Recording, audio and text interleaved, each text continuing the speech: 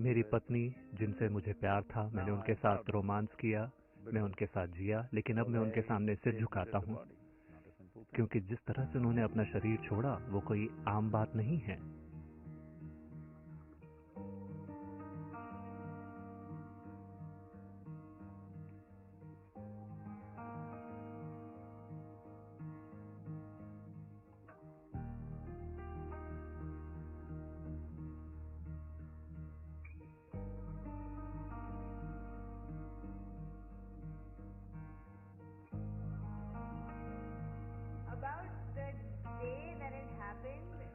वो दिन जब उन्होंने अपना शरीर छोड़ा था, हम लोग घर आए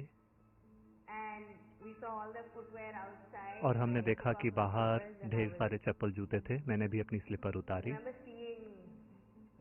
और मुझे याद है कि मैंने वहाँ कई सारे लोगों को देखा था, कई सारे लोग अंदर भी थे, हर कोई रो रहा था।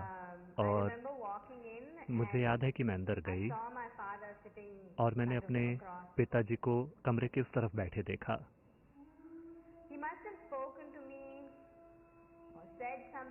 उन्होंने शायद मुझसे बात की होती या कुछ कहा होता, लेकिन उस रात की जो चीज मुझे याद है वो ये कि मैंने उन्हें गले लगा लिया। और मुझे याद है कि मैंने बहुत सारे लोगों को पकड़ रखा था और मेरे कपड़े गीले हो गए थे क्योंकि लोग रो रहे थे। लेकिन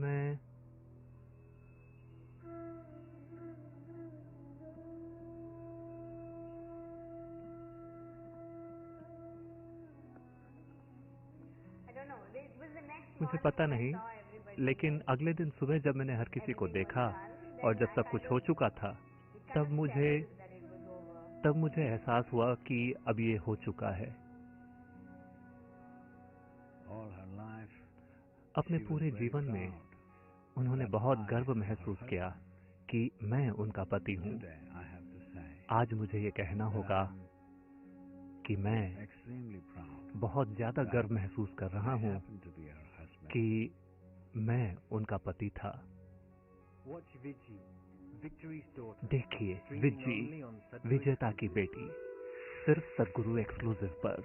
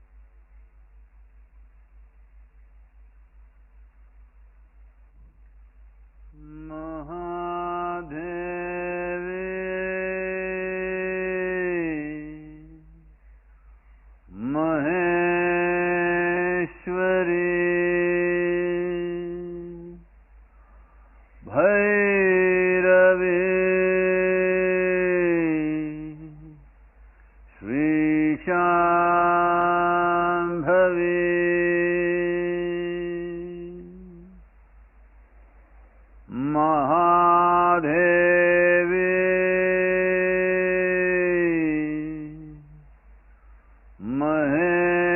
महेश्वरी भैरवी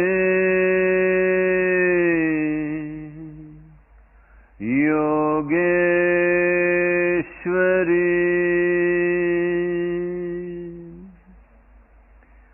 महादेवी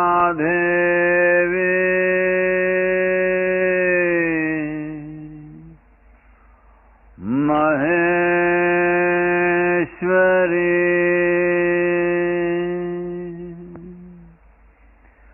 भैरवी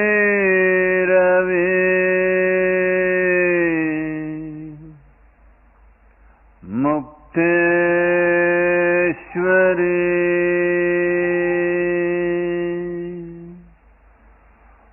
महादेवी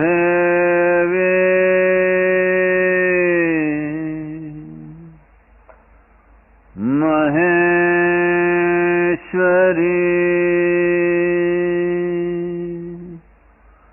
भैरवी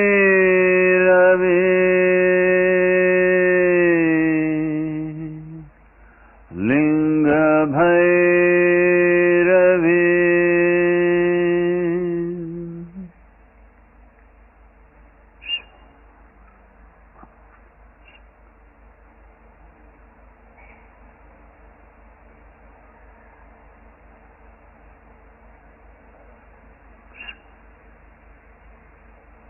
नमस्कार सभी को नमस्कारम।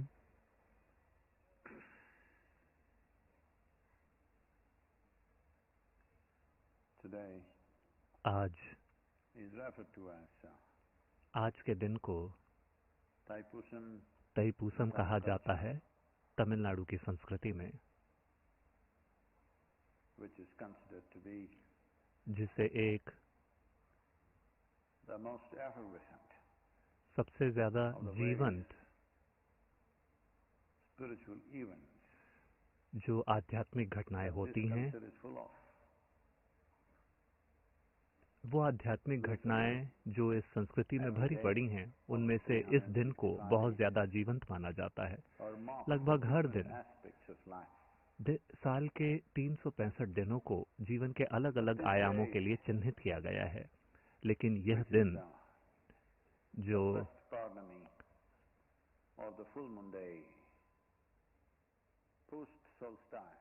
जो उत्तरायण लगने के बाद, संक्रांति के बाद की पहली पूर्णिमा है, इसे तैपूसम कहा जाता है। देश के बड़े हिस्से में इसे धन्य पूर्णिमा कहा जाता है। धन्य यानी कि ये एक पूर्ण पूर्णिमा का चांद है, पूर्णता का, तृप्ति का, क्योंकि इस धरती पर जो चीजें होती हैं उसकी प्रकृति ऐसी है। सूरज के संबंध में इस धरती पर जो चीजें होती हैं उसकी प्रकृति ऐसी है कि आज की पूर्णिमा को पूरे साल की सबसे ज्यादा उदार पूर्णिमा माना जाता है। जब मैं कहता हूँ उदार, वह व्यक्ति जो जानता है कि जीवन से सबसे बेहतर कैसे हासिल किया जाए, वह व्यक्ति जो ये देख रहा है कि कैसे इस जीवन को उसकी उच्चतम संभावना तक ले जाया जाए, वह व्यक्ति इस दिन सबसे ज्यादा उपज प्राप्त कर सकता है। इसलिए इसे धन्य पूर्णिमा कहा जाता है। चंद्रमा पहले ही बहुत ही भव्य तरीके से उग चुका है। इससे जुड़ी हुई कई सारी चीजें हैं। इसे मोटे तौर पर दक्षिण भारत में कई युगों से लोगों ने इस दिन को एक ऐसे दिन की तरह देखा जिसमें हम जीत हासिल करने के साधन तैयार कर सकते हैं। वह चीज जो आपके लिए सफलता लेकर आती है। भौतिक दुनिया में भावनात्मक दुनिया में और आध्यात्मिक दुनिया में यह दिन एक ऐसा दिन है जब लोग इस तरह के साधनों का इस्तेमाल करते हैं जो इन आयामों में सफलता या विजय लेकर आते हैं। कहानियां ये बताती हैं कि इसी दिन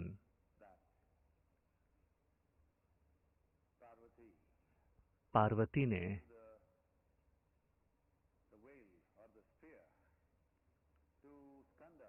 स्कंद को,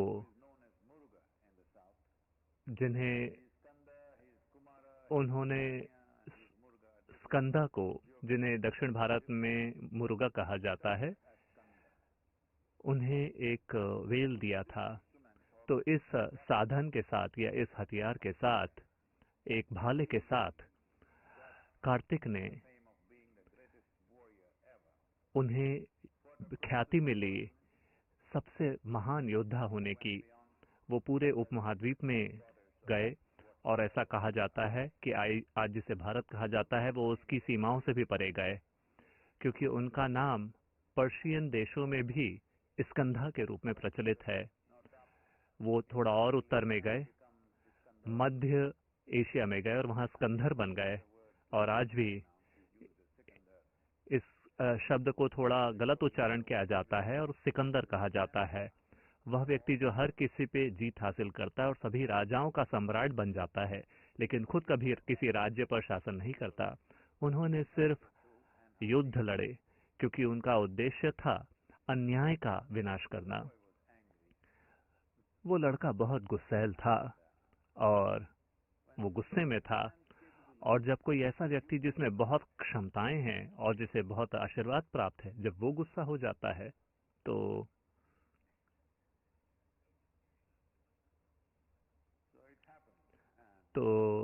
इस वजह से ऐसा हुआ। और जहां कहीं भी उन्हें लगा कि अन्याय हो रहा है, उन्होंने कत्ल करने शुरू कर दिए। तो अपनी युवा अवस्था में उन्होंने मोटे तौर पर बस लोगों की हत्या की। हमें पता नहीं कितने लोगों की हत्या की, लेकिन पूरे भारतीय उपमहाद्वीप में उन्होंने ऐसा किया और उसके बाहर भी कुछ हद तक। फिर उन्हें एहसास हुआ कि क्या न्याय है और क्या अन्याय है। ये हमेशा अपने आप में एक संपूर्ण चीज नहीं होती। ये सवाल नजरिए का होता है ज्यादातर समय। फिर उन्हें एहसास हुआ कि कहीं ना कहीं गहराई में वो उग्रता, वो जो थे उसकी जो उग्रता थी, वो बदला चाह रही थी। न्याय के रूप में वो वास्तव में बदला चाह रही थी। जब आप किसी के पीछे जाते हैं ये सोचते हुए कि आप न्याय करेंगे, उन्हें तो सिर्फ यही लगेगा कि आप बदला ले रहे हैं। तो मैं ये कहने की कोशिश नहीं कर रहा हूं कि न्याय जैसी कोई चीज नहीं होती, लेकिन वास्तव में ऐसी कोई चीज नहीं है। दुनिया, इंसानी जीवन हमेशा संतुलन बरकरार रखते हैं। या तो हम बड़े स्तर पर लोगों की भलाई के लिए काम करते हैं, या बड़े स्तर पर लोगों को नुकसान पहुंचाने के लिए काम करते हैं। मानवता के इतिहास में कभी भी हमने एक ऐसा मुकाम हासिल नहीं किया है जहां पूरी तरह से न्याय किया गया हो। हमने केवल उसके बारे में बातें की हैं, हमने कभी भी उसे वास्तव में हासिल नहीं किया है। छोटे समाजों में ऐसा हो सकता है, लेकिन जैसे समाजों का आकार बढ़ता है, ये बस इस बारे में बन जाता है कि आप बड़े स्तर पर लोगों की भलाई पैदा करें। बड़े स्तर पर लोगों की भलाई हमेशा कुछ लोगों को लगेगा कि ये उनके लिए अन्याय है। लगातार हर समाज में, हर छोटी जगह में ये चलते रहता है।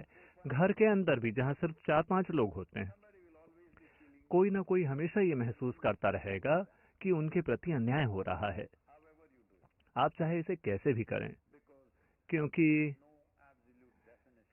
इस चीज की कोई संपूर्ण परिभाषा नहीं है कि न्याय क्या है। बड़े लोगों के एक समूह में मोटे स्तर पर हम क्या भलाई पैदा कर सकते हैं अभी तक हम केवल वही न्याय कर पाए हैं। तो जब उनको इस चीज का एहसास हुआ, उन्होंने अपने भाले और अपनी तलवार को धोया और पहाड़ के ऊपर जाके उन्होंने अपना शरीर छोड़ दिया, क्योंकि उन्हें एहसास हो गया कि वो केवल एक ऐसी मंजिल के पीछे जा रहे हैं जो न केवल हासिल करना मुश्किल है, बल्कि वो भ्रम भी पैदा करती है। जब आप इस चीज को अपने जीवन में इसका एहसास करते हैं कि जीवन संपूर्ण चीजों का कोई बंडल नहीं है, फिर तृप्ति हासिल करने की संभावना पैदा होती है। फिर आप पूछेंगे, सद्गुरु, क्या आप ये कह रहे हैं कि केवल भ्रष्ट लोगों को ही तृप्ति का एहसास होगा, संपूर्णता का एहसास होगा? यही इंसानी संघर्ष है। जब आप बुद्धि के केवल एक आयाम का प्रयोग करते हैं, वह आयाम जिसे हम बुद्धिमत्ता कहते हैं, हमेशा सीधी लकीरों की तलाश करता है। जब उसे सीधी लकीरें नहीं मिलती जीवन के किसी भी आयाम में, फिर उसे लगेगा कि जीवन अन्याय से भरा हुआ है। बुद्धिमत्ता का एक और आयाम जो सीधी रेखाओं के भीतर नहीं है, जिसे सीधी रेखाओं से बांधा नहीं जा सकता, वो बिल्कुल कंफर्टेबल महसूस करता है। छोटी मोटी गफलतों के साथ भी उसे कोई दिक्कत नहीं होती। एक जंगल में जिस तरह की व्यवस्था होती है, उससे भी कोई दिक्कत नहीं है। लेकिन एक तार्किक दिमाग को हर जगह एक अच्छे से मैनेज किया हुआ बगीचा चाहिए, और बाकी जगहों ने निराशा होगी, क्योंकि एक बगीचा केवल छोटी छोटी जगहों में ही हो सकता है, कभी भी पूरे दुनिया में बगीचा नहीं होगा। तो ये स्कंद की कहानी है, लेकिन कहानी ऐसा कहती है कि इस दिन उन्हें अपना न्याय का साधन मिला था, और इसी कारण वो अपने मिशन में इतने कामयाब रहे, और अंत में उन्हें ये एहसास भी हुआ कि उनका मिशन सफल होने वाला नहीं था, और इसी कारण इस संस्कृति में उन्हें विजयी माना जाता है। कहीं भी किसी भी दूसरी जगह में उन्हें पराजयी घोषित कर दिया जाता, लेकिन हमारी संस्कृति सीधी लकीरों वाली नहीं है। इस चीज को भी सफलता माना जाता है कि ये भी उनकी सफलता थी। दुनिया में जो वो करना चाहते थे उसमें वो सफल रहे, उसमें वो असफल रहे, लेकिन उन्हें एहसास हो गया, ये एक सफलता है। अगर हम भौतिक चीजों की बात करें कि उन्हें इतनी ज्यादा सफलताएं मिली, और अगर उनका मिशन सफल हो गया होता, केवल तभी एक बौद्धिक रूप से कब्जियत वाली समाज उन्हें सफल मानती। लेकिन यहाँ वो पूरी तरह से अपने मिशन में असफल हो गए, लेकिन फिर भी हम उन्हें विजयी मानते हैं। पूरे दक्षिण भारत में हम उनके पिता से ज्यादा उस लड़के की पूजा करते हैं। आज हर कोई मुर्गा के मंदिरों में होता है,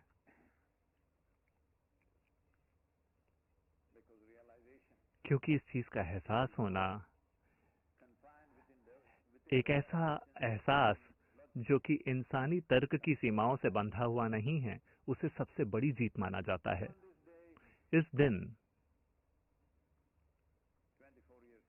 24 साल पहले हम में से एक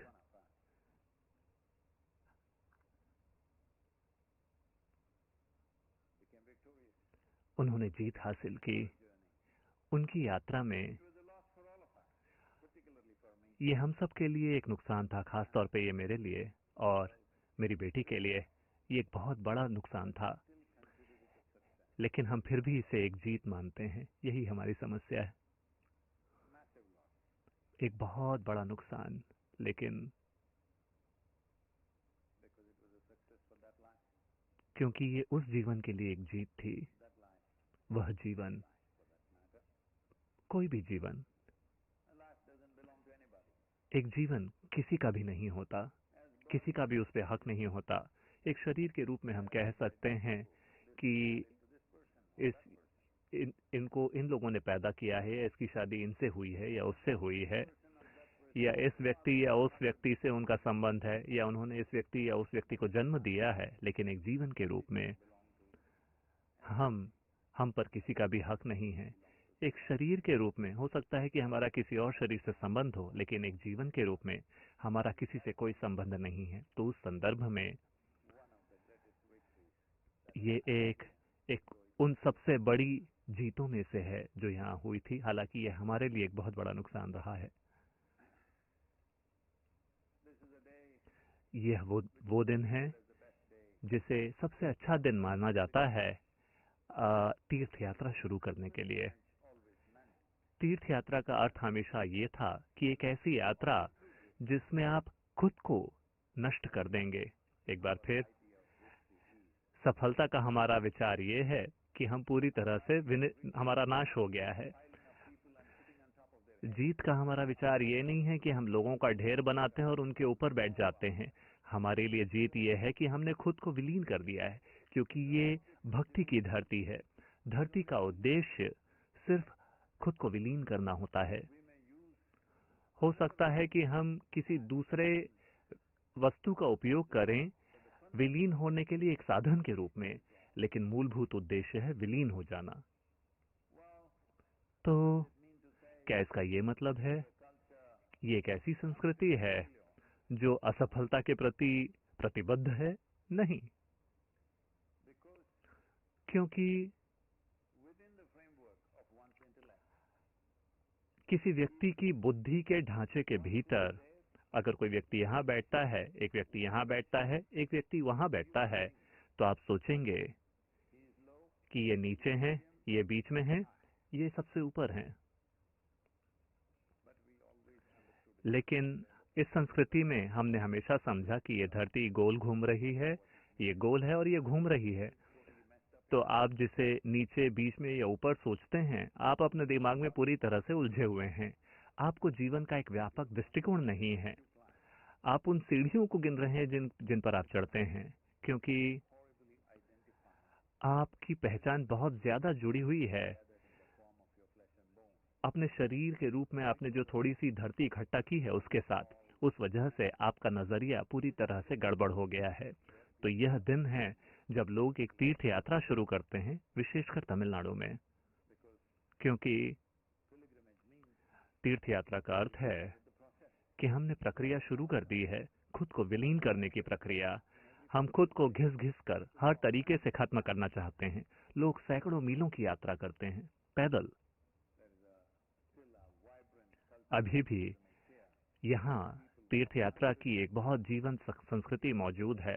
लोग सैकड़ों मील पैदल यात्रा करते हैं, खासतौर पे तमिलनाडु में मुरुगा के मंदिरों तक जाने में। लेकिन कई तरह की तीर्थ यात्राएं दक्षिण भारत में हो रही हैं, क्योंकि धरती की स्थिति के आधार पर हमने ये पहचान लिया है कि हम अपने भीतर जो कुछ भी करते हैं अपनी आंतरिक कल्याण के लिए, उसके नतीजे इस दौरान बहुत ज्यादा आसानी से मिलते हैं। जैसा कि मैंने कहा, ये एक बहुत ही उदार समय है। 12 महीनों के चक्र में ये एक बहुत ही उदार समय है, 12 या 13 महीने, क्योंकि एक सौर चक्र होता है और एक चंद्र चक्र होता है।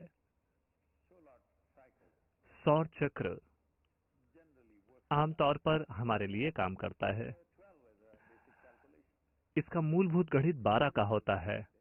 इसे और भी ज्यादा बांटा जा सकता है, लेकिन ये 12 के रूप में हमारे लिए काम करता है। लेकिन जो चंद्र चक्र है ये 13 का होता है।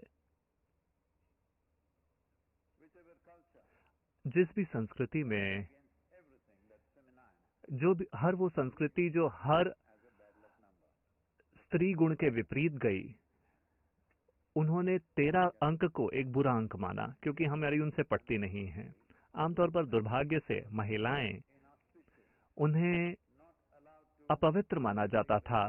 उन्हें पवित्र ग्रंथ पढ़ने नहीं दिए जाते थे, उन्हें कोई भी पवित्र कार्य करने नहीं दिए जाते थे। लेकिन ये एक ऐसी संस्कृति है जहां हम महिलाओं की पूजा करते हैं, और यहाँ महिलाएं बैठी हैं जो उन्होंने महिलाओं मंदिर पे अधिकार जमा रखा है। पुरुष अंदर नहीं जा सकते। वो मंदिर के अंदर जा सकते हैं लेकिन गर्भगृह में नहीं जा सकते, क्योंकि ये पूरा विचार कि कौन सी चीज ऊंची है, कौन सी चीज नीची है, ये इसलिए आता है क्योंकि आप अपनी बुद्धिमत्ता के एक आयाम को हर चीज में लागू करने की कोशिश कर रहे हैं। ये कुछ ऐसा है, आपके पास केवल 1 फुट की स्केल है, आपके पास मापने का सिर्फ यही साधन है। तो अब क्या बड़ा है क्या छोटा है इस फुट स्केल से? ठीक है, ये 5 फुट के हैं, ये 6 फुट के हैं, तो ये बड़े आदमी हैं, ये छोटी महिला है, ये ऐसा है वो वैसा है। लेकिन अब हमारे पास कोई दूसरी चीज आ गई। मान लीजिए कि हमारे पास 1 लीटर दूध है, आपने जाकर 1 फुट की स्केल से उसे मापने की कोशिश की। हमने दूध को जमीन पे फैला दिया। अब आपने अच्छे से उसको मापा और कहा ये 10 मीटर दूध है यहाँ पे। 10 मीटर दूध को अगर हम चाहें तो 100 मीटर तक फैला सकते हैं। तो जीवन के अलग अलग आयाम होते हैं। हर चीज के लिए आपके पास मापने का केवल एक ही स्केल है। इस वजह से कुछ चीज छोटी बन जाती है, कोई चीज बड़ी बन जाती है, कोई चीज पवित्र बन जाती है, कोई चीज गंदी बन जाती है। नहीं, यहाँ तो हर चीज पवित्र है, ये एक तरीका है, या हर चीज गंदी है, वो भी एक दूसरा तरीका है। अगर आप गंदे तरीके से काम करते हैं तो आप जीवन के सामाजिक आयाम में नहीं हो सकते। तो बेहतर ये होगा कि आप हर चीज को पवित्र की तरह देखें। इसीलिए हम जाकर देवी को देखते हैं, प्रणाम करते हैं। आप चाहे जिस भी मंदिर में जाते हैं, आप प्रणाम करते हैं। अगर आप इंसानों को देखते हैं तो आप यही करते हैं। गाय को देखकर यही करते हैं, हाथी को देखकर यही करते हैं, चट्टान को देखकर यही करते हैं, पेड़ को देखकर यही करते हैं, क्योंकि हम जीवन को इस तरह नहीं देख रहे, अपने बुद्धिमत्ता की सीमाओं से नहीं देख रहे, जो कि दुर्भाग्य से आज हमारी एजुकेशन प्रणाली के माध्यम से हमने सिर्फ यही खिड़की खोली है। तो देवी एक बहुत ही शानदार संभावना है, उन्हें इस तरीके से बनाया गया है। वो बस बिना किसी कारण के पागल हैं। आप जाइए, बिना किसी कारण के आपकी आंखों से आंसू बहने लगेंगे, हालांकि आप बिल्कुल ठीक हैं, आपके साथ कुछ भी गड़बड़ नहीं है। तो अगर जीवन ने आपको भाव विभोर नहीं किया और अगर आपकी आंखों में एक बूंद आंसू भी नहीं लाया, तो फिर आपके साथ वास्तव में कोई गंभीर गड़बड़ी है। आपको ये पता होना चाहिए। हाँ, अगर जीवन आपको भाव विभोर नहीं करता तो फिर आप यहाँ है ही क्यों? ओह, शायद आप स्वर्ग जाना चाहते हैं और वहां जाके भाव विभोर होना चाहते हैं। आपको मेरी शुभकामनाएं। तो यहाँ पर साधना का समय, इस समय के दौरान इसका सबसे ज्यादा नतीजा आता है, और इस वजह से ये भैरवी साधना की गई इस समय, क्योंकि लिंग भैरवी ने अपने 11 साल का चक्र पूरा कर लिया है। अगर आपको उनका फोन नंबर नहीं पता था तो ये है 11। तो इस वजह से इसके कई आयाम हैं, क्योंकि सूर्य चक्र 12 साल का है। 12 के परे जो है वो शिव का है, जो 12 से कम का है वो देवी का है। ओह, शिव के पास ज्यादा अंक है? नहीं, ये इस तरह से नहीं है, क्योंकि यहाँ पे कुछ स्त्रीवादी हैं। मैं चाहता हूँ कि आप ये समझेंगे कि ये सबसे परम स्त्रीवाद है। ये परम स्त्रीवाद है जहाँ एक महिला और उनके शरीर की सभी प्रक्रियाओं की पूजा की जाती है। इसे ऊंचे या नीचे की तरह नहीं देखा जाता। तो 11 इसलिए क्योंकि शायद ये अभी आधुनिक विज्ञान में ठीक से स्थापित नहीं हुआ है, लेकिन योगीय विज्ञान में दुनिया के जो भौतिक पहलू हैं, सृष्टि के जो भौतिक पहलू हैं, वो 11 आयामों में हैं। हर वो चीज जो भौतिक है वो 11 है। अगर वो 12वें की ओर बढ़ता है, 12वें आयाम तक जाता है, तो वो अभौतिक की ओर जाने लगता है विलीन होकर। तो जो 12 के परे है वो शिव का है, शिव का आयाम है। श्री वा यानी कि वह जो नहीं है। तो 12 के परे अब वो भौतिक नहीं रह जाता, ये वह बन जाता है जो नहीं है। जो 12 से कम है वो 11 है। तो ये वह है जो मौजूद है। तो देवी, इन्हें इस तरीके से प्राण प्रतिष्ठित किया गया है कि उनके साथ वो हर वो चीज जो हम करते हैं वो 11 है। यहाँ तक कि आप देखेंगे कि उनका जो त्रिशूल है वो 11 बजे की ओर इंगित करता है। हम 11 डिग्री अक्षांश पर स्थित हैं। ये सारी चीजें बहुत अच्छे तरीके से एक साथ आई हैं। स्थान और समय को जिस तरीके से सृष्टि की भौतिक अभिव्यक्ति के रूप में, यहाँ तक कि आधुनिक विज्ञान में भी थ्योरेटिकल फिजिक्स धीरे इसी दिशा में आगे बढ़ रहा है, जहां वो कह रहे हैं जहां 11 यूनिवर्स हैं, 11 मेम्ब्रेन्स हैं या 11 ट्रांस यूनिवर्स हैं और उसके परे अभौतिक आयाम है, वहां पे भी अस्तित्व मौजूद है, लेकिन वो उसकी प्रकृति कणिकीय नहीं है, भौतिक नहीं है, पदार्थीय नहीं है। इस दुनिया के समुद्रों में जो आप सबसे गहरी खाइयां पाते हैं वो 11 किलोमीटर की है, क्योंकि सृष्टि की डिजाइन कुछ मूलभूत तरीकों पे बनी है। कोई एक चीज एक खास तरीके से बनती है और हर दूसरी चीज उसी से संबंधित है। कंस्ट्रक्शनल थ्योरी नाम की एक चीज है जिसके बारे में आजकल लोग खोज कर रहे हैं, और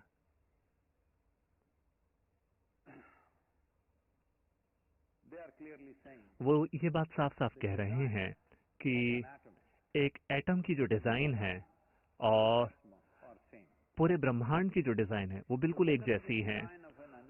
एक अमीबा की मूलभूत डिजाइन और एक इंसान की मूलभूत डिजाइन एक जैसी है, केवल इसकी जटिलता और इसकी परिष्कृतता कई गुना बढ़ गई है, तो ये बिल्कुल अलग लगता है, लेकिन मूल रूप से ये एक ही चीज है। तो इस वजह से भौतिक दुनिया में कई सारी चीजें 11 अंक के आसपास लटकती रहती हैं, क्योंकि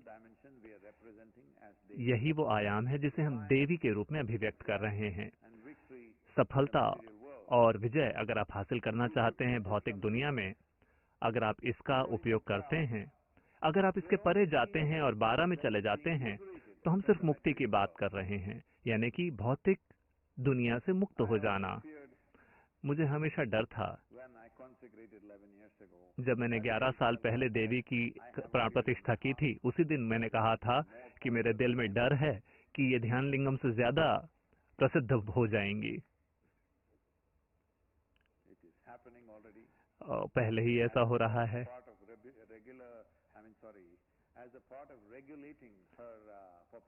उनकी प्रसिद्धि को सीमित करने के लिए पिछले कुछ सालों में हम उनके लिए कुछ लॉकडाउन कर रहे हैं, सिर्फ वायरस की वजह से नहीं, उससे भी पहले हम कुछ देर के लिए देवी का मंदिर बंद रखते हैं। ये समय हो सकता है धीरे धीरे बढ़ने लगे जैसे जैसे उनकी प्रसिद्धि बढ़ती है, क्योंकि हम नहीं चाहते कि लोग भौतिक अपने जीवन की परम विजय से ज्यादा भौतिक विजय की ओर ध्यान न देने लगे। तो जब वो आते हैं तो ये मंदिर बंद रहेगा ताकि वो जाके ध्यान लिंगम में बैठ के ध्यान करें।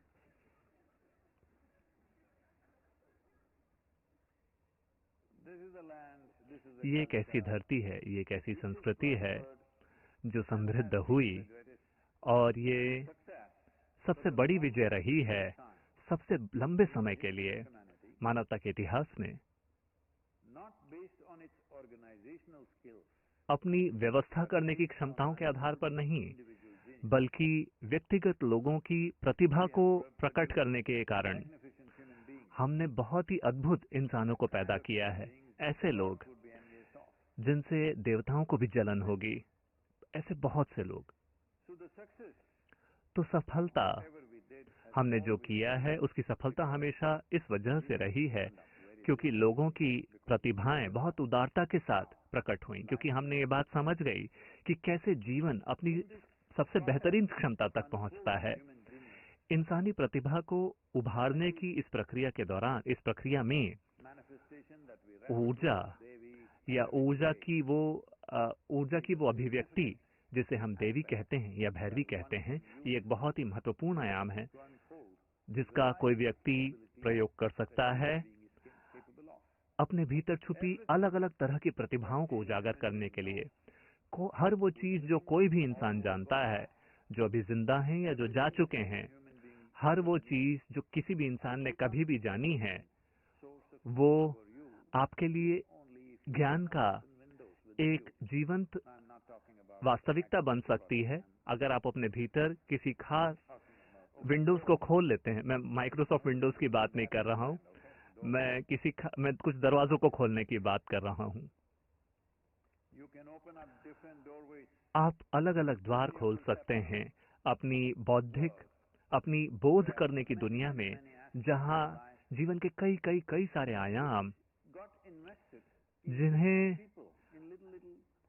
अलग अलग लोगों में कुछ थोड़े थोड़े ज्ञान के रूप में जिनका निवेश किया गया था, जो कभी साथ नहीं आए। अगर वो साथ आए होते तो मानवता के लिए कुछ और ही हुआ होता। लेकिन अगर ये साथ आ जाता है किसी एक इंसान में भी, फिर उनके आसपास जो कुछ होता है वो बहुत ही शानदार और अद्भुत होता है। ये विश्वास करना ही मुश्किल हो जाता है कि ये सच है, ये उस हद तक जा सकता है। तो देवी की क्षमता, देवी की संभावना यही है, भैरवी की संभावना यही है। इस आयाम तक कैसे पहुंचा जाए? हम और भी ज्यादा जटिल और परिष्कृत साधन बना सकते हैं, साधनाएं बना सकते हैं, जिसमें बहुत ज्यादा मानसिक ध्यान की जरूरत पड़ेगी और जो ऊर्जा के स्तर पर क्षमता की जरूरत पड़ेगी। लेकिन देवी के जीवन का जो अगला चक्र है, अगले 11 साल जो आज से शुरू हो रहे हैं, सबसे बेहतर तरीका फिलहाल इस दिशा में आगे बढ़ने का होगा संपूर्ण भक्ति। भक्ति, जैसा कि मैंने पहले से कहा, भक्ति का उद्देश्य है विलीन होना। आप क्या विलीन कर सकते हैं? आप शरीर को विलीन करने की कोशिश नहीं कर रहे हैं। हर वो चीज जिसे आप मैं समझते हैं, आप जिसे मैं समझते हैं, वो ये है कई सारी पसंद नापसंद, प्यार नफरत, कसम उल्टियां। मैं सोशल मीडिया की लैंग्वेज का उपयोग करने की कोशिश कर रहा हूं। अगर आप इन सारी चीजों को विलीन कर देते हैं और अगर आप बस यूं ही जीवन को देख सकें, जीवन जैसा है वैसे ही उसे महसूस कर सकें, वैसे नहीं जैसा आप उसके बारे में सोचते हैं, तो फिर आप देवी की कृपा के प्रति उपलब्ध हो जाएंगे। वह व्यक्ति जिसने इस कृपा तक पहुंच बना ली है, वो यहाँ इस तरह से जीवन अपना जिएगा कि दूसरे लोग सोचेंगे कि आप एक सुपर ह्यूमन हैं। जैसा कि मैंने कहा, बार बार कहा, इस सारी चीज का उद्देश्य एक सुपर ह्यूमन बनना नहीं है। इसका उद्देश्य है इस चीज को पहचानना कि इंसान होना ही सुपर है, क्योंकि इस संस्कृति में कोई सुपर ह्यूमन बीइंग नहीं रहे हैं। यहाँ ऐसे इंसान रहे हैं जो विकसित होकर ईश्वर की तरह बन गए। ऐसे इंसान जो आपकी और मेरी तरह पैदा हुए थे, आमतौर पे बिल्कुल अपनी किसी दूसरे इंसान की तरह अपनी माँ के गर्भ से पैदा हुए थे, उतने ही दर्द के साथ, और अपने जीवन से उन सारी परेशानियों से होकर गुजरे, और फिर भी खड़े होकर एक ऐसे मुकाम तक पहुंचे जहां हर कोई उन्हें ईश्वर के रूप में देखता है। तो आपको यही चीज समझनी होगी। वे सारे लोग जिनकी आप पूजा करते हैं, चाहे वो कृष्ण हो या राम हो या शिव हो, मुरुगा हो, वे सभी इस धरती पर चले हैं, सभी जीवन के सभी दर्दों और संघर्षों से होके गुजरे। लेकिन आज जब उन्हें आप देखते हैं, आप सोचते हैं कि वे ईश्वर की तरह हैं। ये बहुत महत्वपूर्ण है कि हम उन्हें स्वर्ग से नीचे न टपकाएं, क्योंकि ये बहुत महत्वपूर्ण है कि वो आपके लिए एक प्रेरणा बने रहें, ताकि आप उनके जैसा बनने की कोशिश करें, न कि सिर्फ उन्हें दीवार पर कील लगा के टांग दें और उनकी पूजा करें। वे एक जीवित प्रेरणा स्रोत की तरह अपना जीवन जिए। लेकिन देवी, क्या उन्होंने इस धरती पर अपने पैरों से, क्या वे भी इस धरती पर चली? नहीं, हमने उन्हें बनाया। जब मैं कहता हूं कि हमने उन्हें बनाया, हमने ईश्वर को बनाने की टेक्नोलॉजी सीख ली थी, केवल एक भावनात्मक साधन के रूप में नहीं, एक ऊर्जा की अभिव्यक्ति के रूप में, जिसकी अपने बड़े शानदार आयाम हैं। देखिए, आज आपने एक हवाई जहाज बनाया है, मान लीजिए। एक हवाई जहाज बस 500 साल पहले उसके बारे में सोचना ही बिल्कुल असंभव होता। हालांकि यहाँ ये मौजूद था कॉन्सेप्ट के रूप में, लेकिन बाकी की दुनिया में ये बिल्कुल असंभव रहा होता। लोगों के लिए दूसरी दुनिया की चीज होती। लेकिन हमने एक ऐसी प्रणाली बनाई जिसके माध्यम से आज हर कोई उड़ सकता है। हालांकि अब वायरस की वजह से अभी ये करने के लिए सबसे ज्यादा सुरक्षित चीज नहीं है। तो उस तरह की एक जादुई चीज, मैं 12-13 साल की उम्र से उड़ान से संबंधित चीजों से जुड़ा रहा हूँ। सबसे पहले हैंड ग्लाइडर बनाने का एक बड़ा ही जोखिम भरा काम हुआ। एक दुर्घटना हुई जिसमें मेरी कुछ हड्डियां टूट गईं, और उसके बाद एक सही हैंड ग्लाइडर जो किसी ने मुझे बना के दिया, फिर मैं उसमें उड़ता रहा। फिर मोटर वाले हैंड ग्लाइडर, और फिर कमर्शियल फ्लाइट्स, और अब हमारे पास एक हेलीकॉप्टर का लाइसेंस है जिससे हम उड़ा सकते हैं। तो हम एविएशन से लगभग, मैं अपने पूरे जीवन उससे जुड़ा रहा हूं। तो मैंने देखा है, हालांकि मैंने हजारों घंटों की उड़ान नहीं की है, लेकिन मैंने इस पे बहुत ज्यादा ध्यान दिया है। चाहे वो चिड़िया हो या कीड़े हो, मैं हमेशा एक चीज में ये देखता रहता हूँ कि वो कैसे उड़ते हैं। मुझे हमेशा आश्चर्य रहा है कि आखिर ये कमबख्त चीज उड़ती कैसे है, क्योंकि मैं नहीं उड़ पाता।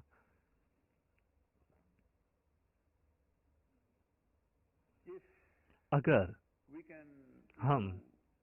आप, क्योंकि आज मैं देखता हूँ कि जब आप किसी एयरपोर्ट में बैठते हैं, ज्यादातर लोग बोर हो जाते हैं क्योंकि उन्हें 3-4 घंटे इंतजार करना पड़ता है।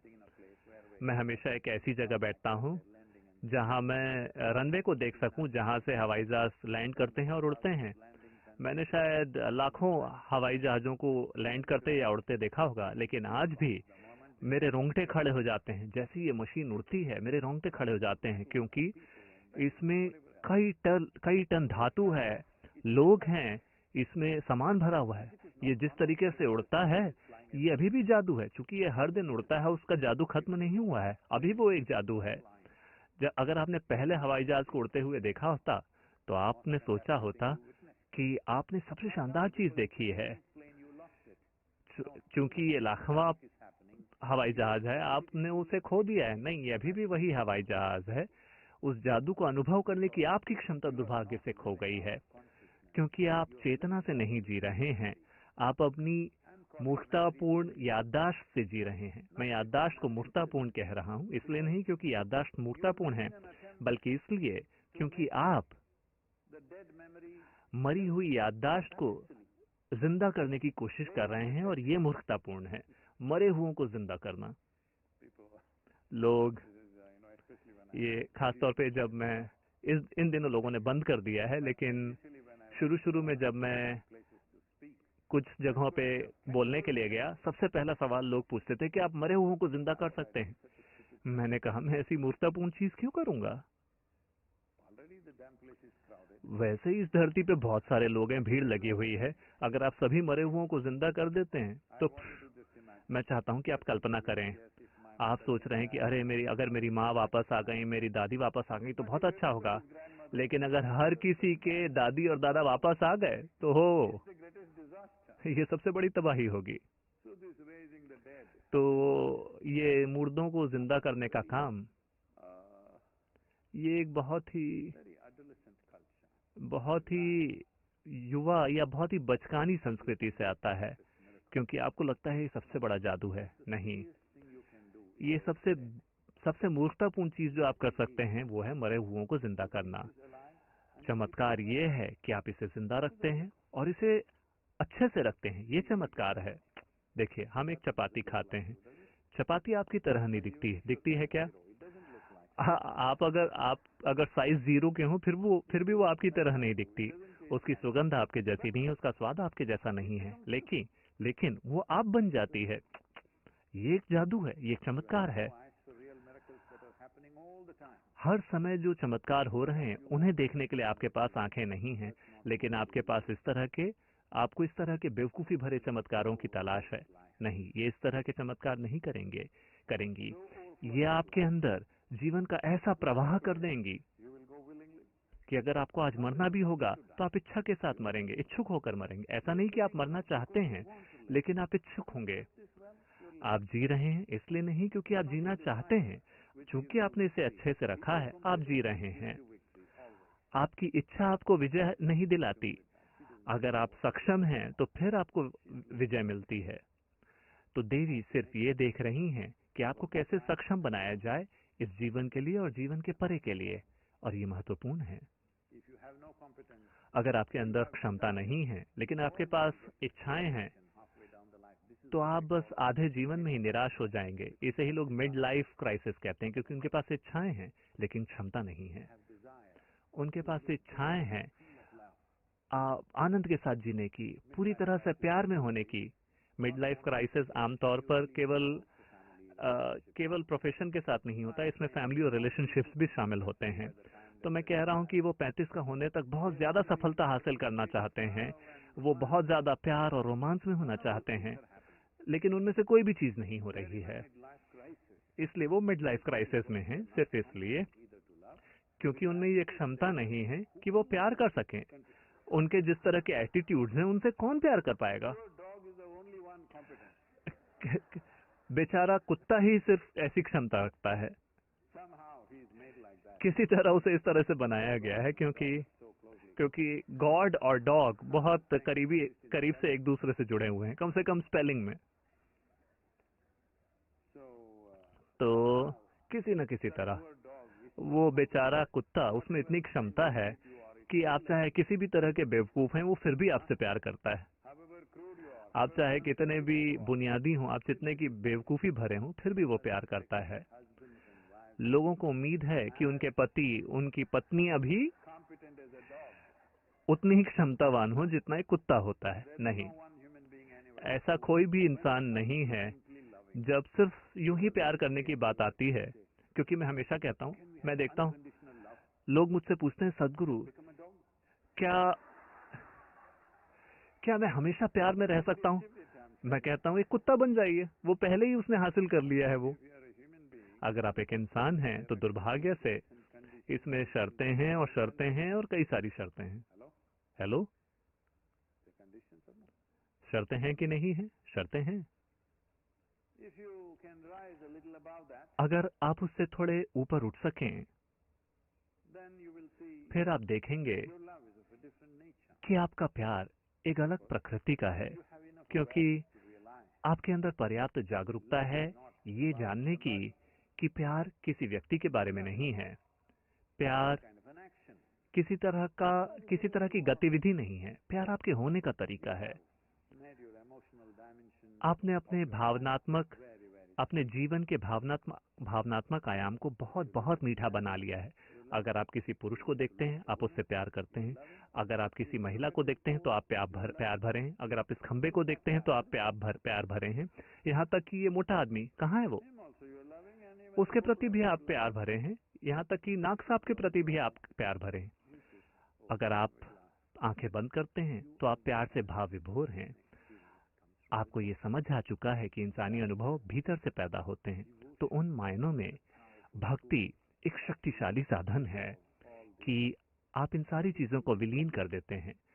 आप जिसे मैं समझते हैं, आप जिसे अपना व्यक्तित्व मानते हैं, वो बस पसंद नापसंद, पूर्वाग्रह, प्यार, नफरत, कस्मों और उल्टियों का एक बंडल है। देखिए, हम ऑनलाइन हैं, कुछ ऐसे लोग हैं जो वहीं जीते हैं।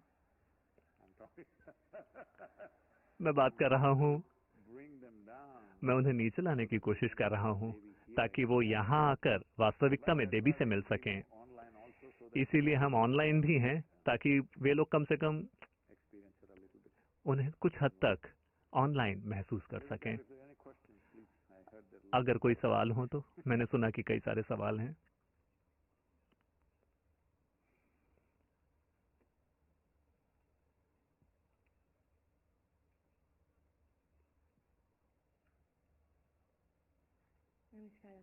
नमस्कारम सदगुरु। सदगुरु, आप हिंदू मंदिरों को सरकार के चंगुल से आजाद करने की बात कर रहे हैं।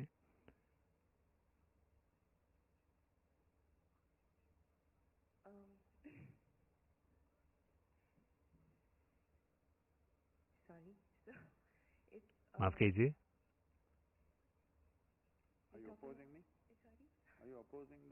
क्या आप मेरे खिलाफ बात करना चाह रही हैं? नहीं। तो आप हिंदू मंदिरों को सरकार के चंगुल से आजाद करने की बात कर रहे हैं? माफ कीजिए, मुझे समझ नहीं आ रहा कि मैं सवाल कैसे पूछूं कि इसके गलत अर्थ ना निकलें। तो आप कह रहे हैं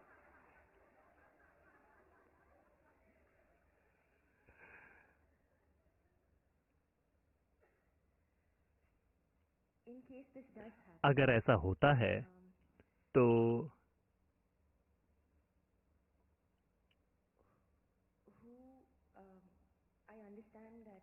मैं समझ सकती हूँ कि मंदिर की व्यवस्था तो कोई भी संभाल सकता है, लेकिन देवी या देवता के संपर्क में किसे रहना चाहिए? क्या ये फिर से ब्राह्मणों के पास चला जाएगा? ब्राह्मण इसमें वापस आ जाएंगे? क्या मंदिर सिर्फ इसी तरह चलाए जा सकते हैं? ठीक है, मैं इसके बारे में बात नहीं कर रहा हूं। मेरी कोशिश बस ये है कि जो चीज संविधान में लिखी है उसका अनुवाद किया जाए, वह लोगों तक पहुंचाया जाए कि कैसे कोई भी आध्यात्मिक, या अगर आप इसे धार्मिक आधार कहना चाहें, तो उसे कैसे मैनेज किया जाना चाहिए या उसे कैसे चलाया जाना चाहिए। मूलभूत अधिकार, देश के मूलभूत अधिकार, और दुनिया के ज्यादातर हिस्सों में, लगभग हर लोकतांत्रिक देश में, हर कोई अपने आध्यात्मिक या धार्मिक संस्थानों को वैसे चला सकते हैं जैसे वे चाहते हैं। जो चाहते हैं वो वहां जाएंगे, जो नहीं चाहते वो वहां नहीं जाएंगे। तो क्या एक खास समुदाय को वापस आना होगा? देखिए, हमें ये समझना होगा कि इस देश में समुदायों को उनके व्यवसाय के आधार पर, उनके प्रोफेशन के आधार पर बनाया गया था। अगर आप एक बढ़ई हैं तो आप एक तरह के आचारी हैं, अगर आप एक सुनार हैं तो एक अलग तरह के आचारी हैं, अगर आप एक लुहार हैं तो एक अलग तरह के आचारी हैं, अगर आप एक व्यापारी हैं तो आप एक तरह के वैश्य हैं, अगर आप एक किसान हैं तो दूसरी तरह के हैं, अगर आप योद्धा हैं तो आप एक तरह के हैं। तो प्रोफेशन के आधार पर समय के दौरान समुदाय पैदा हुए। ऐसा नहीं है कि लोग यहाँ से वहां नहीं जा सकते थे, लोग आ जा सकते थे, लेकिन समय के दौरान जहाँ दुर्भाग्य से लोगों ने अंतरों को भेदभाव की तरह देखना शुरू कर दिया और इसका उपयोग शोषण के लिए शुरू कर दिया। तो हिंदू मंदिरों में, अगर आप कह रही हैं अगर, मैं कह रहा हूं नहीं, उन्हें आजाद करना ही होगा। हिंदू मंदिरों को आजाद किया ही जाना चाहिए, क्योंकि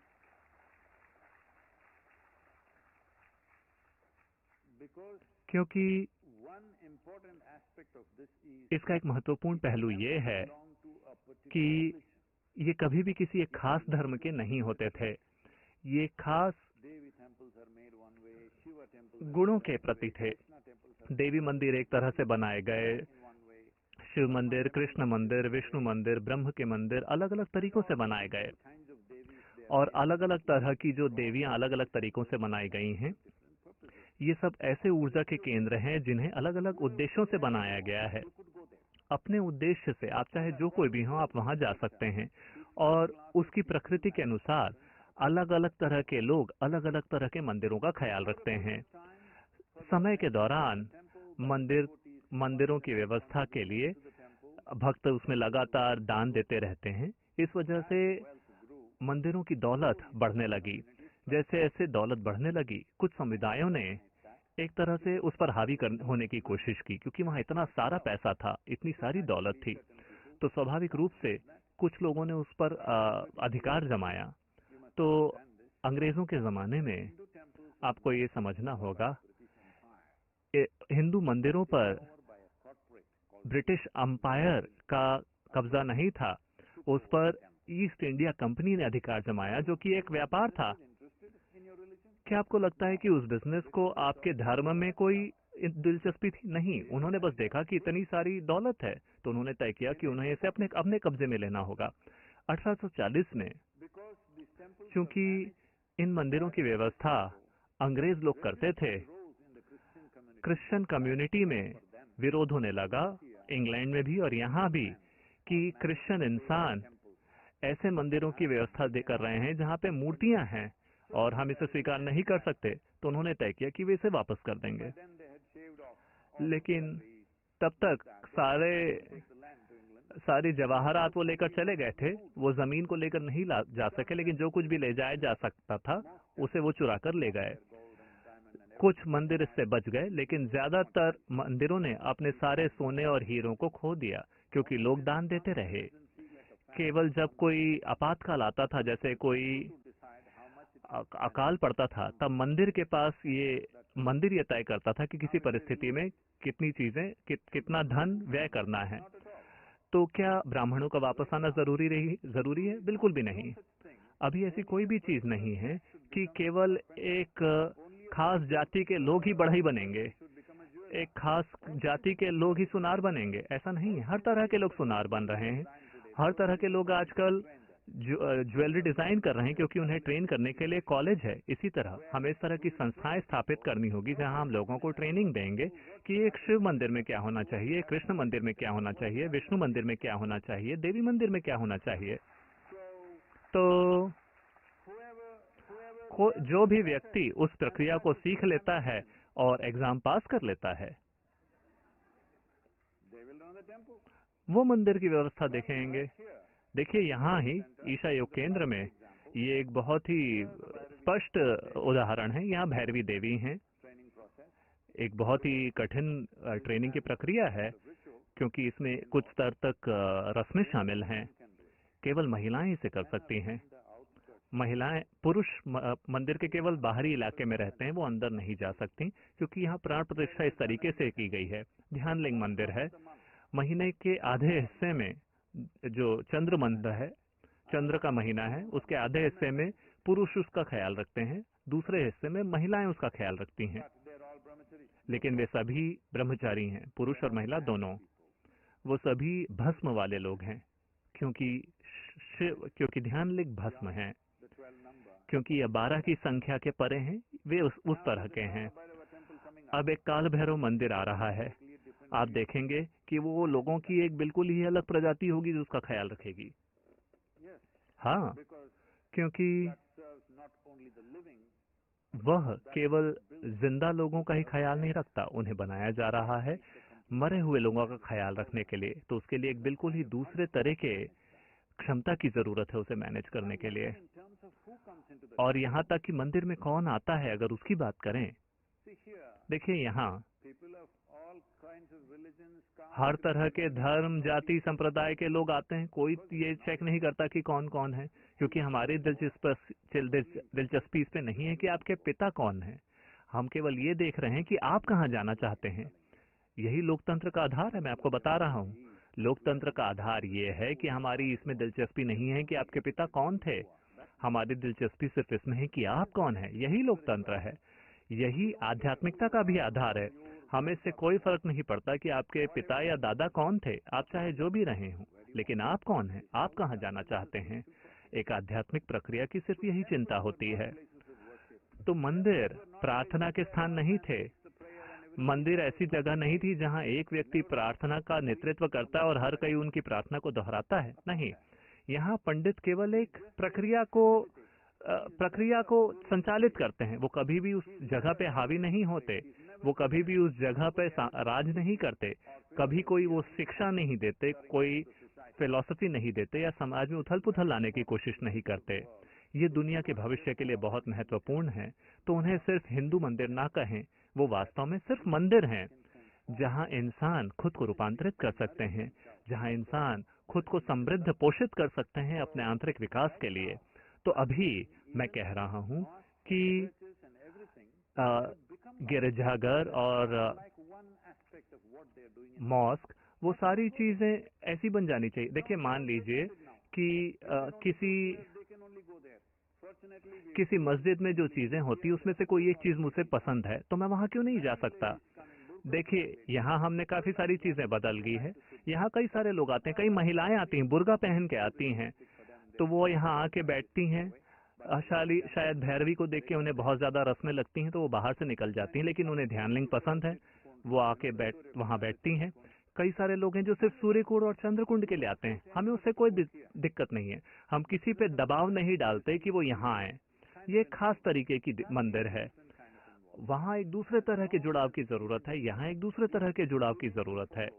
तो जहां तक कोई इंसान उस जगह, वो जगह जिस उद्देश्य से बनाई गई है, वहां के जो सरल से नियम हैं जो उस उद्देश्य को पूरा करते हैं, हर वो इंसान जो नियमों को पालन करने के लिए तैयार है, उन्हें वहां जाने की अनुमति होनी चाहिए। यहाँ तक कि गर्भगृह में जाने की अनुमति होनी चाहिए। मान लीजिए कि कोई व्यक्ति जो चाहे ऊंची जाति में पैदा हुआ हो या नीची जाति में, हिंदू, क्रिश्चियन, जू, सिख या चाहे जो कुछ भी रहा हो, वो अगर वो एक खास आयाम की ओर आकर्षित होते हैं और अगर वो जरूरी तैयारी करने के लिए तैयार हैं, तो आज इसे एक संस्था के रूप में बनाया जा सकता है। देखिए, आपको ये समझना होगा कि जो संस्थाएं थी उन्हें दुर्भाग्य से इस तरीके से बताया जा रहा है कि ये कोई धर्म हो। देखिए, वो संस्थाएं जिन्होंने लोहारों को ट्रेनिंग दी थी, आजकल वो लोहारों की जाति बन गई है। दुर्भाग्य से सुनारों ने ये कहना शुरू कर दिया कि सुनार लोहार से बेहतर हैं। हालांकि आप एक लोहार के बिना नहीं जी सकते, आप एक सुनार के बिना बहुत आसानी से समाज में जी सकते हैं। हाँ, तो ये ऊंच और नीच की बात ये बाद में शुरू हुई। मंदिरों में ये कभी नहीं था। देखिए, मंदिर का मतलब है कि ये एक खास जीवन के एक विशेष आयाम को बनाने की कोशिश कर रहा है, जो भौतिक प्रकृति के सीमाओं से परे जाने की कोशिश कर, भौतिक सीमा के परे जो आयाम है उसे लोगों को उसका अनुभव कराने की कोशिश कर रहा है। अगर आप भौतिकताओं की सीमाओं से परे जाते हैं तो आपने दुनिया में जो भी सीमाएं बनाई हैं, आप उन सब के परे चले गए हैं। चाहे वो धर्म हो, जाति हो, लिंग भेद हो, आप हर तरह की बकवास के परे चले गए हैं। हमने ये देखा है, कई मंदिरों में ये हुआ है, वो लोग विदेशियों को अनुमति नहीं देते आने की। देखिए, एक समय था जब भारत में बोर्ड हुआ करते थे कि भारतीयों को और कुत्तों को इस जगह में अनुमति नहीं है, इसलिए उसकी प्रतिक्रिया में आपने मंदिरों में लगा दिया कि विदेशी यहाँ अनुमति नहीं है। और ये भी सच है कि कुछ लोग मंदिर आए सिर्फ उसे तोड़ने के लिए। ऐसी कई घटनाएं हुई हैं जहाँ लोग आए, जहाँ मंदिर में आके वहां पे थूकना चाहते हैं। कई बार लोग जानबूझकर वहां पेशाब करना चाहते हैं। तो इन चीजों को रोकने के लिए ऐसा किया गया, लेकिन आज ऐसा नहीं होता। देखिए, आज कोई व्यक्ति जो भारत में पैदा नहीं हुआ है, अगर वो भारत में आते हैं और वो मंदिर के अंदर जाना चाहते हैं, तो ऐसा इसलिए है क्योंकि वो वास्तव में मंदिर में जाना चाहते हैं, उसका अपमान करने के लिए या उसे गंदा करने के लिए नहीं। तो राष्ट्रीयता, धर्म, जाति कोई भी चीज मायने नहीं रखती, क्योंकि एक ऐसा आयाम है, मंदिर एक ऐसा आयाम है जहां आप एक ऐसी चीज के साथ संपर्क स्थापित करते हैं जो आपकी भौतिक प्रकृति के परे है। यह हर इंसान के लिए खुला है, सिर्फ व्यवस्था देखने के लिए या उसका इस्तेमाल करने के लिए नहीं, बल्कि गर्भगृह के संपर्क में होने के लिए भी यह हर किसी के लिए खुला हुआ है। मैं ये देखना चाहूंगा कि ऐसा हुआ करता था, यहाँ ऐसी माँ थी जो अफ्रीकी मूल की थी, अब ऐसे लोग हैं जो कुछ अमेरिका के हैं, कुछ भारत के हैं। मैं ये देखना चाहूंगा कि हर तरह के लोग यहाँ हों, चाइनीज, जापानीज, हर तरह के लोग यहाँ पे हों। ये महत्वपूर्ण है। ये महत्वपूर्ण है सिर्फ मंदिर के लिए ही नहीं, ये महत्वपूर्ण है मानवता के लिए कि किसी भेदभाव के बिना हर इंसान विकास कर सके। हर व्यक्ति भौतिक, अभी हम जो है उसके परे के आयामों को छूने की कोशिश कर सके, चाहत कर सके। इसी वजह से मैं मंदिरों को सरकार के चंगुल से आजाद करने की कोशिश कर रहा हूँ, क्योंकि अभी भी वो इतिहास के छोटे से हिस्से के साथ अटके हुए हैं। अब उसे हटाने का और एक भव्य भविष्य बनाने का समय आ गया है।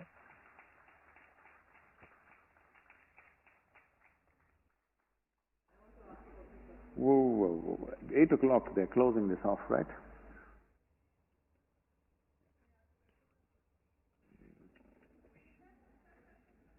There is something called as time and space.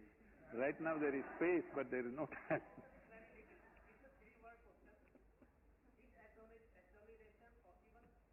What is that?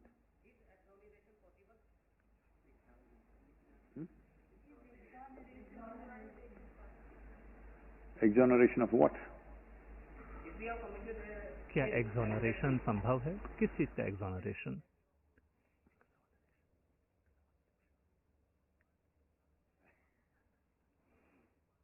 It's okay. Hello, we heard the question.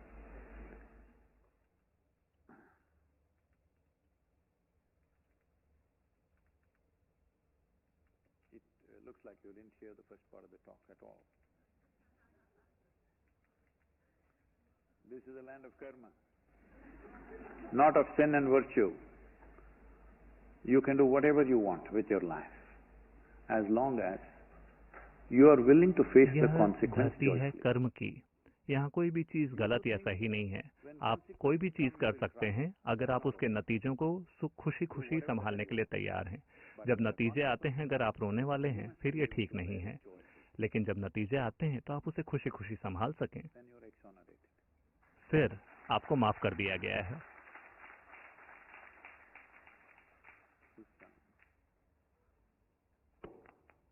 Here we have यहाँ हमारे पास एक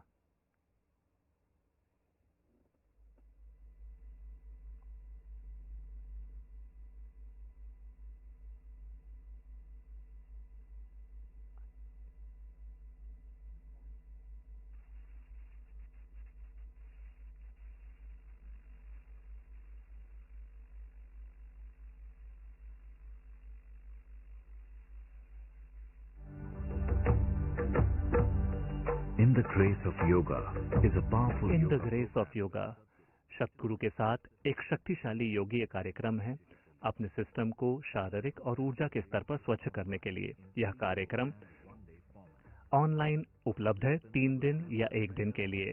लोगों के पास एक बहुत ही अनोखा मौका होगा पंच तत्वों की शुद्धि करने के लिए शक्तिशाली साधन सीखने का।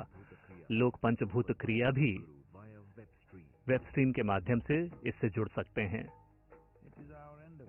ये हमारी कोशिश है कि हम यहाँ कई अलग अलग साधन बनाएं जो लोगों को अनुमति दें कि वो इसे खुद के लिए इस तरह से संभव बनाएं कि आप जिस तरह से अपना जीवन जीते हैं वो अपने आप में एक पंचभूत क्रिया हो। लोग इसका उपयोग कर सकते हैं अपनी भौतिक खुशहाली के लिए, दुनिया में सफलता प्राप्त करने के लिए, और साथ ही ये आपकी परम मुक्ति की दिशा में भी एक शानदार कदम हो सकता है। In the grace of yoga, योग की कृपा में सदगुरु के साथ महाशिवरात्रि के दौरान।